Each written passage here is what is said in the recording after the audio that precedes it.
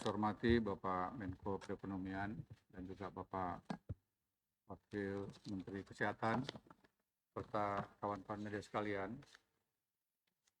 Kami mungkin mengulangi sedikit saja data-data yang tadi sudah disampaikan oleh Bapak Menko dan juga Bapak Wamenkes. Untuk kasus aktif kita pada 19 Mei 2001 yaitu 5,01%.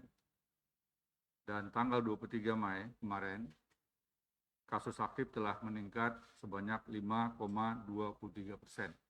Artinya ada kenaikan sekitar 0,22%. Adapun angka kesembuhan, tadi juga sudah disampaikan oleh Bapak Presiden, ada penurunan dari tanggal 18 Mei 92,22% turun ke 91,99%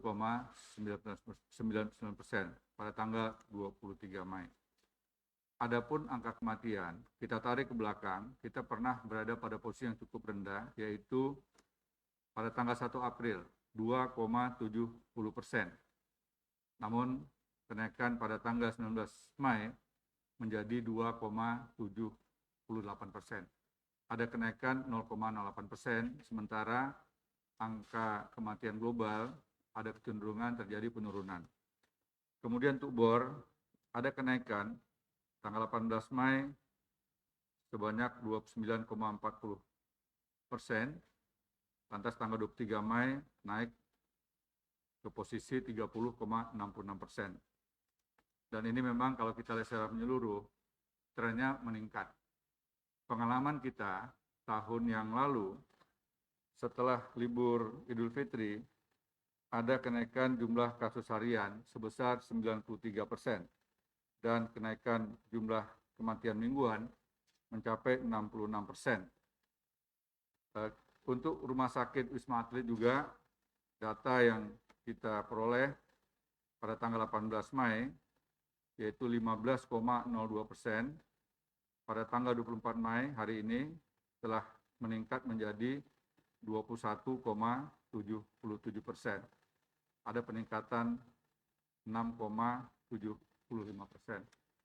Artinya, walaupun secara menyeluruh tren kenaikannya ini relatif kecil dibandingkan tahun yang lalu, kami dari Satgas di bawah arahan Bapak Menko dan juga petunjuk Bapak Presiden, untuk kita tidak boleh lengah, untuk kita tetap waspada, untuk kita selalu menaati protokol kesehatan. Kepatuhan terhadap protokol kesehatan, jangan kendor, tidak boleh longgar, dan setiap hari harus diingatkan, bahkan setiap jam, setiap menit harus ada kelompok-kelompok masyarakat yang saling mengingatkan. Kemudian yang kedua, terkait dengan mobilisasi warga masyarakat pasca mudik. Kami hanya mengambil contoh satu saja, yaitu di wilayah Lampung, di mana Satgas khusus untuk mandatory check di bawah pimpinan Kapolda Lampung dan Komandan Korem Garuda Hitam yang telah bekerja sama dengan semua komponen yang ada, sehingga kita lihat hasilnya cukup memuaskan. Dinas Kesehatan, Dinas LJR, Dinas Perhubungan, ASDP, Pelabuhan, semuanya telah bekerja keras. Dan juga kepatuhan masyarakat untuk mau mengikuti program pemeriksaan, mulai dari antigen swab sampai dengan pelaksanaan PCR swab.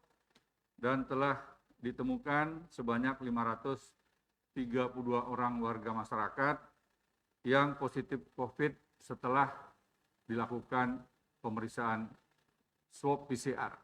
Dan mereka sekarang dalam perawatan di sejumlah tempat di Lampung, baik di rumah sakit maupun tempat-tempat yang telah disiapkan oleh pemerintah Provinsi Lampung.